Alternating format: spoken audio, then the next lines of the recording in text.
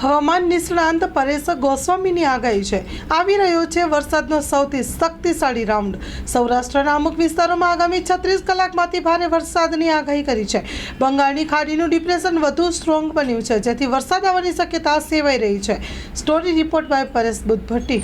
રાજ્યની અંદર અત્યારે એક સાર્વત્રિક વરસાદનો રાઉન્ડ ચાલી રહ્યો છે, જેની અંદર બંગાળની ખાડીમાંથી જે લો પ્રેશર આવ્યું, જે ગઈકાલે ગુજરાતથી ખૂબ નજીક પહોંચી અને સ્ટ્રોંગ બની અને એ ડિપ્રેશન બની ચૂક્યું છે. અને એ ડિપ્રેશન પણ અત્યારે ખૂબ સ્ટ્રોંગ બન્યું છે. પણ આ જે સિસ્ટમ હતી એના આઉટર ક્લાઉડની હિસાબે છેલ્લી 24 થી 36 કલાકની અંદર રાજ્યની અંદર સાર્વત્રિક વરસાદ નોંધાયો.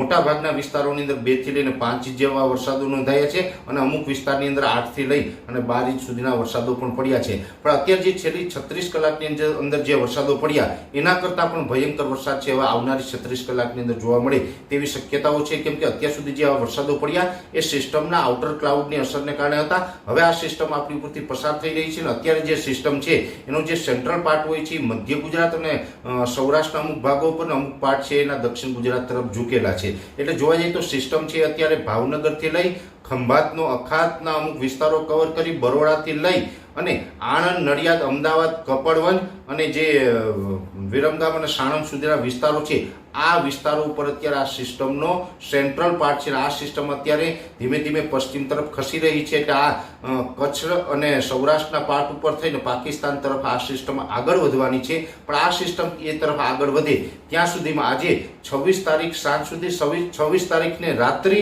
27 તારીખે રાત અને 28 તારીખ સવાર સુધી, એટલે કહી શકાય કે આવનારી 36 થી 40 કલાકની અંદર રાજ્યની અંદર એક પ્રકારે મેઘતાંડવ થવાનું છે. અનેક વિસ્તારોની અંદર 15 ઇંચ કરતાં પણ વધારે વરસાદ પડી જશે અને અમુક વિસ્તારોની અંદર વરસાદ છે આપણી કલ્પના બહારના પણ પડી શકે છે. એટલે આપણે સાવધાન રહેવાનું છે, સાવચેત રહેવાનું છે. હું તો સરકારને, સરકારી તંત્રને પણ અપીલ કરી રહ્યો છું કે એનડીઆરએફની ટીમ હવે તૈયાર રાખજો. આવનારા 36 કલાક બહુ ખૂબ ડેન્જર છે, જેની અંદર ખાસ કરીને જોવા જઈએ તો અમદાવાદ, આણંદ, નડિયાદ, સુરેન્દ્રનગર, મોરબી, ભાવનગર, બોટાદ, રાજકોટ, જુનાગઢ, ગીર સોમનાથ, પોરબંદર, દ્વારકા, જામનગર અને કચ્છના દરિયાઈ કાંઠાના ભાગો, આટલા જે જિલ્લાઓના મેં આપને નામ જણાવ્યા છે આ તમામ જિલ્લા છે આવનારી 36 થી 40 કલાક માટે ડેન્જર ઝોનમાં ગણી શકાય. સુપર રેડ એલર્ટ આને આપી શકાય આવા એરિયા છે. આ વિસ્તારોની અંદર ભારેથી અતિ ભારે વરસાદ અને અમુક વિસ્તારમાં એવું પણ બની શકે છે કે કાયદેસર બજારોની અંદર નદીઓ વહેતી હોય આવા દ્રશ્યો પણ જોવા મળી શકે છે. એટલે અહીંયા દરેક મિત્રો સાવધાન રહેજો, સાવચેત રહેજો. બિનજરૂરી કોઈ બહાર ન નીકળવું. જ્યારે પણ વરસાદ પડતા હોય ત્યારે સાવધાનીથી સુરક્ષિત બધા રહેજો. કેમ કે આ વરસાદો હવે જે પડવાના છે એ અમુક વર્ષના રેકોર્ડ તોડી નાખે. એટલા ટૂંકા ટાઈમની અંદર વરસાદો જે છે એ આ સિસ્ટમને કારણે પડવાના છે. જો કે મેં આપને નામ જણાવ્યા એ વિસ્તારોની અંદર આ વરસાદ છે અતિ ભારે પડવાના છે. એ વિસ્તારોને બાદ કરતા ઉત્તર ગુજરાતના પણ સાબરકાંઠા, બનાસકાંઠા, પાટણ, મહેસાણા અને અરવલ્લીની અંદર પણ એકંદરે સારા વરસાદ પડશે. 5 થી 8 ઇંચ સુધીના વરસાદો ઉત્તર ગુજરાતમાં નોંધાઈ શકે છે.